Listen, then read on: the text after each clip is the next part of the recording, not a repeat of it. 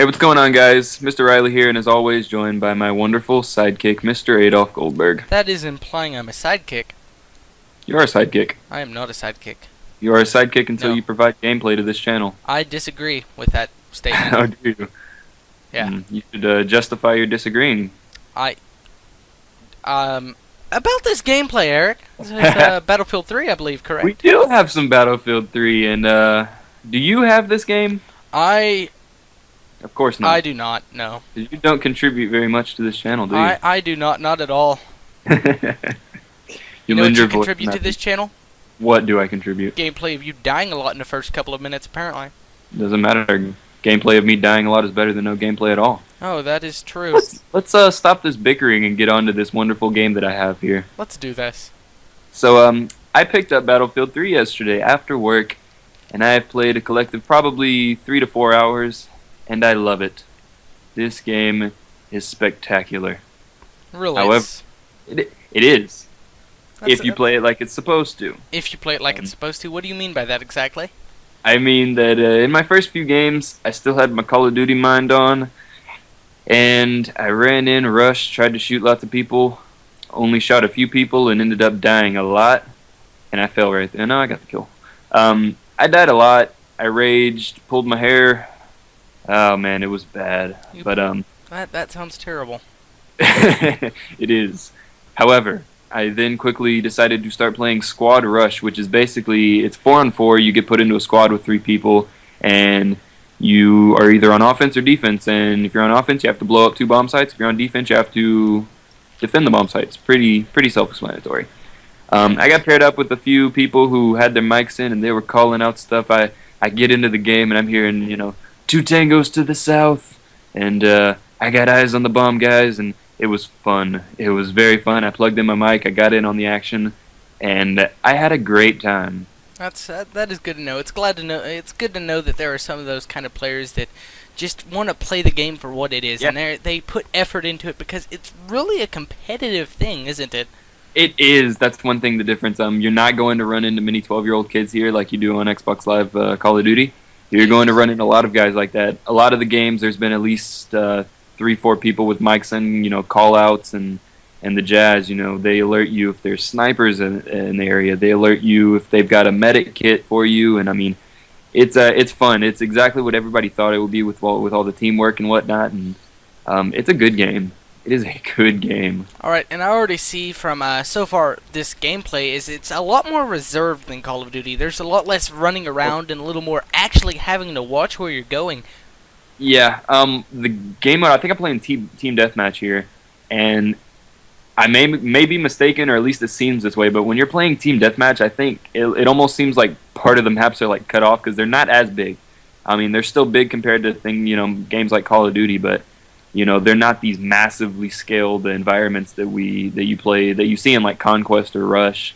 So there's still good action moments when you play Team Deathmatch, but it is very reserved. I mean, I wouldn't say camping because it's hard to call someone a camper in this game because it's Battlefield and you got to take it for what it is. But it's definitely not the fast-paced arcade shooter that COD is. Yeah, it's a lot more like you actually get into more real style gunfights. They actually made a real life simulator about this game.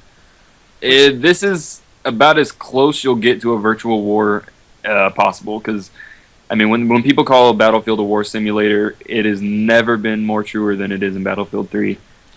With the squads and the dog tags and just the scaling of the maps, I mean, you're literally fighting through entire cities or entire just forests or cliff sides, and it's crazy. And especially with the way the players take it with playing the objective, and I mean even using that army lingo, it really adds to the experience. And I mean, DICE they hit the nail on the head. This is a very fine game.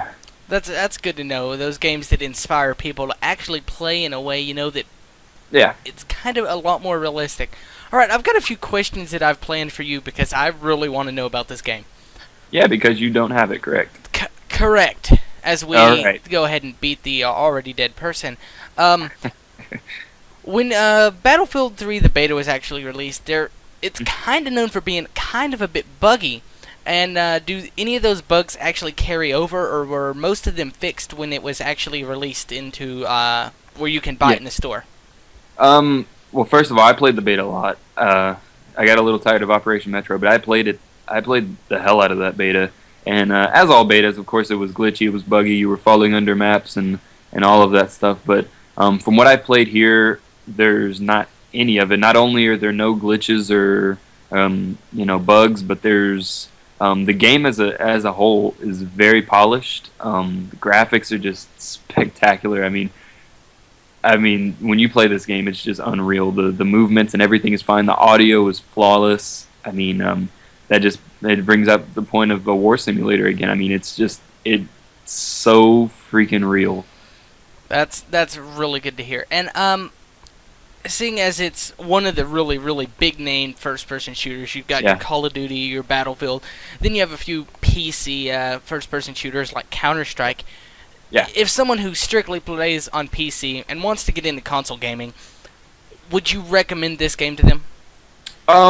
I would, because one of my fears going into the release of this game was that it was the console version was going to be just not even close to the just amazingness of the PC version, which I mean is kind of to be expected, but no, when I got the game, and even hearing other people's feedback who are PC players and who have played it on both console and PC, pretty much everyone agrees that, I mean, while PC, of course, is going to be better, this game plays really well on console.